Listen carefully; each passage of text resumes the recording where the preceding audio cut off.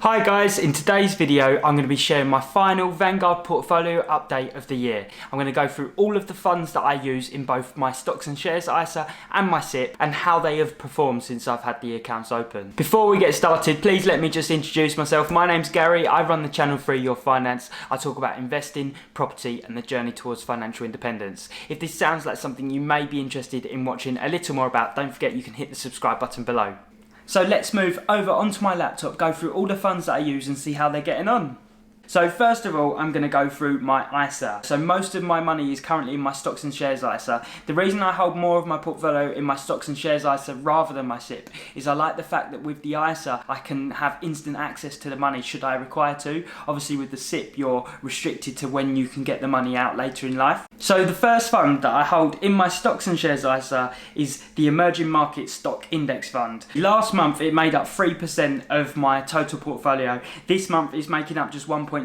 This is due to the money that I've invested since obviously the last month and the changes in value with the funds performing differently. Last month it made me 5.72%. This month it's made me 2.15%. So since inception it's made me 17.33%. Now just to let you know now, inception was September 2019. However, I haven't held all of the funds since I opened the account. Vanguard's personal rate of return is time weighted, so it's all worked out very cleverly within their system. So the next fund that I hold within my ISA is the FTSE All World High Dividend Paying Fund. This was the first fund I ever held. I actually held this fund before I even moved over to Vanguard in September 2019. Before then I was with AJ Bell. I simply moved, their service was great, but I simply moved because it was slightly cheaper being with Vanguard, to be honest with you. Last month that made up 8% of my portfolio. This month with the changes in performance etc, it makes up 6.84%.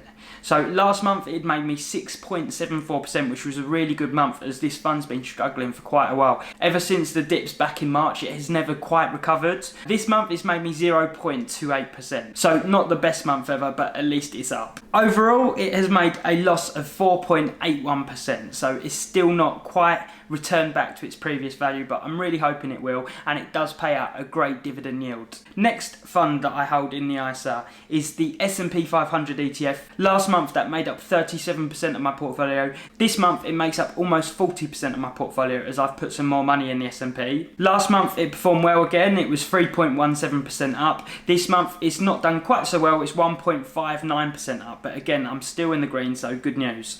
Overall it has made me 16.98% since inception. This is one of the funds that I didn't buy straight away. I think I bought it 2 or 3 months after I opened the account, so probably around December, January time 2020. The next fund that I hold in my stocks and shares ISA is the FTSE All World ETF. So as you can see, last month it made up 52% of my overall portfolio. This month the weight has slightly dropped to 51.05% with the changes in value and the money I've been putting in elsewhere.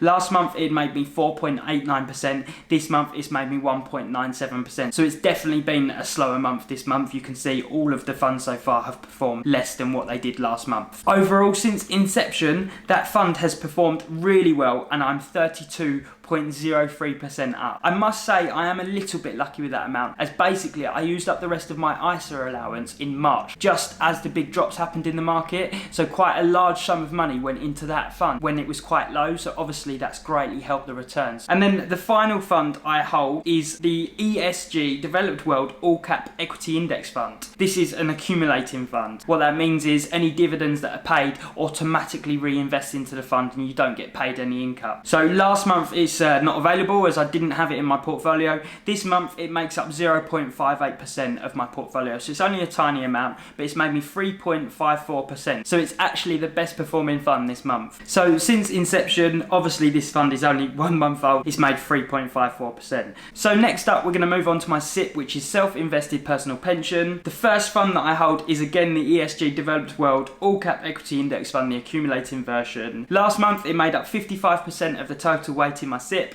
This month exactly the same. So overall last month it made me 3.8%. This month it's made me 3.11%. Overall, since I've owned that fund in my SIP, it's made me 7.27%, which is fantastic. The next fund that I hold in my SIP is a Life Strategy 100. You can see here that it makes up 45% of the total weight of my SIP, and it's exactly the same this month, nothing's changed. Last month it made me 5.58%, this month it's made me 1.99%. So since inception, this fund has made me 11.46%. This was the only fund I had in my SIP until a couple of months back when I introduced the ESG, so obviously it's had more time to grow. Overall, my rate of return for last month was 4.4%. Overall for this month it's been 1.7%. So now finally, to finish off with my overall rate of return since inception, is 28.97%. So that is some fantastic numbers. Obviously, like I said, there's a little bit of luck there with the money that I put into VWRL just at the big drop, but still it's an amazing return. Any income that I get paid is simply being shoved back into the funds just to keep earning me more money. I'll be sharing my next portfolio update in 1 month's time. Don't forget, you can hit the subscribe button if you'd like to follow along with my journey and see if I'm still in the green. Take care, guys.